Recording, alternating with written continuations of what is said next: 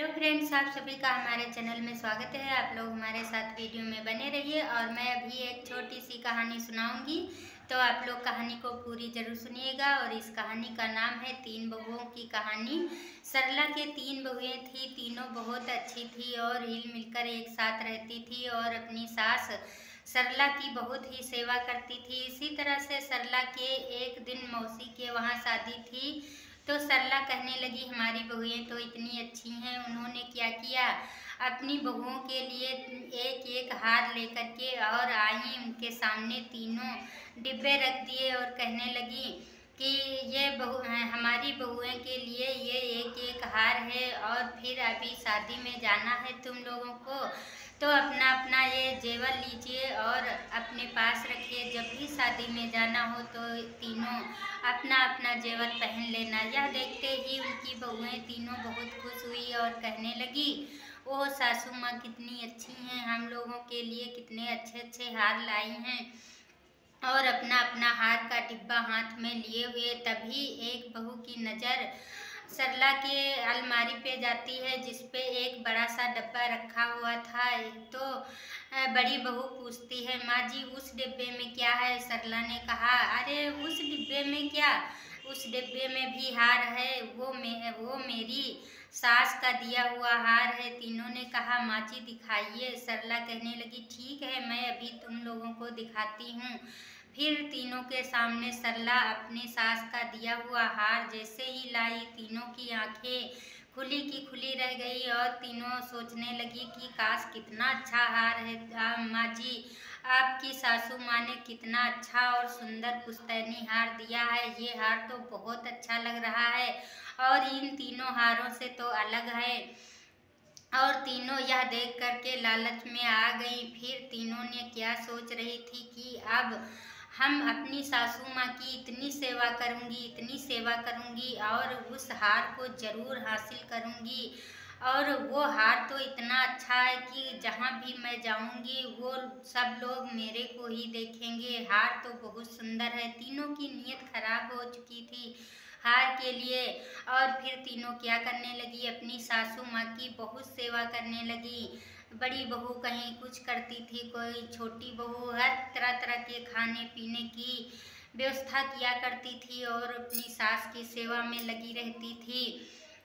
इसके बाद में एक दिन बड़ी बहू ने पूरे घर की इतनी अच्छी सफाई की जिसे देख करके सरला बहुत खुश हो गई और कहने लगी कि आज मेरे घर की कितनी अच्छी सफाई हुई है, कितना अच्छा लग रहा है। तभी दूसरी बहू कहने लगी, नहीं माँ जी, मैंने भी कितना अच्छा खाना बनाया है। और तुरंत वो साबूदाने की खिचड़ी बनाकर लाई अपनी सासू माँ के पास। और फिर छोटी बहू सासू माँ के लिए दवाई टाइम टाइम पे देने लगी। यह सब देख करके उसकी सासू माँ बहुत खुश रहती थी और सरला सोचती थी, काश मेरी बहुएं कितनी अच्छी हैं, मेरी कितनी सेवा करती हैं और मेरे घर की भी देखभाल करती हैं और मैं अपनी बहुओं से बहुत खुश हूँ।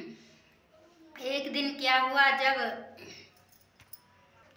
सरला बाजार जा रही थी तभी सरला कहने लगी, मैं आज बाजार जा रही हूँ। तो बड़ी बहू कहने लगी, माँ जी मैं आपके साथ चलूँगी। और दूसरी बहू कहने लगी, नहीं माँ जी मैं चलूँगी। तीसरी कहने लगी, नहीं माँ जी मैं चलूँगी। और ये इस बात को लेकर के तीनों आपस में लड़ाई करने लगी। और तभी सरला वहाँ चुपचाप खड़ी होकर के और फिर वो उधर वहाँ से चली गई और छुप करके सुनने लगी उन तीनों की लड़ाई। तो तीनों ने कहा कि हाँ मुझे पता है कि तुम माँ की सेवा क्यों कर रही हो इतनी, क्योंकि तुम्हें वो पुश्तैनी हार हासिल करना है। लालच में माँ जी की सेवा कर। तीनों ने अपनी अपनी बातें रखी। वो दूसरी कहने लगी, हाँ तो मुझे नहीं पता है क्या, तुम किसके लिए सेवा कर रही हो, हार के लिए ही तो माँ जी की सेवा कर। तीनों ने आपस में खूब लड़ाई झगड़े करने लगी और यही बातें होने लगी। यह बात सुनकर सरला वहाँ पर आई और कहने लगी कि देखो तुम तीनों क्यों लड़ रही हो, हमें सब कुछ पता है और तुम तीनों हार के लिए लड़ाई कर रही हो, तो वो हार तुम लोगों को नहीं मिलने वाला है। और फिर लड़ाई शांत होने के बाद सभी लोग तैयार होके शादी में जाने लगी और तीनों बहुएं अपना अपना हार पहन लिया। और फिर क्या देखा तो सरला उसकी सासू माँ ने भी अपना वही पुश्तैनी हार पहनी थी और कहने लगी कि देखो बहुएं, ये मेरा हार कैसा लग रहा है। तीनों बहुएं देख करके खुश हो गई और कहने लगी माँ जी बहुत अच्छा लग रहा है और कितना अच्छा हार है। और फिर सासू माँ को ये हार पहनते देख करके तीनों बहुओं की ये अरमान धरे के धरे रह गए। और फिर इसके बाद में तीनों हंसी खुशी से रहने लगी और उनके समझ में आ गया कि सासू माँ ये हार किसी को नहीं देने वाली हैं, वो अपने पहनने के लिए रखी हुई हैं। तो आप लोग इस कहानी को सुनिएगा और इस कहानी से निष्कर्ष निकलता है कि अगर किसी बूढ़े इंसान के पास कोई चीज़ है तो उसको उसी के पास रहने दो, क्योंकि जब वो इंसान नहीं होगा तो तुम्हारी ही तो हो जाएगी, उसमें लड़ने झगड़ने की कोई बात नहीं है। वैसे भी बूढ़ा इंसान कब तक वो पहनता रहेगा, इंसान बूढ़ा हो जाता है तो पहनने ओढ़ने की शौक भी नहीं रहती है। और है तो बहू बेटे का, तो इसके लिए कभी भी लड़ाई झगड़े नहीं करने चाहिए। तो आप लोग इस कहानी को ज़रूर सुनिए। कहानी अच्छी लगे तो लाइक करना और कमेंट करके बताना मेरी कहानियाँ कैसी लगती हैं।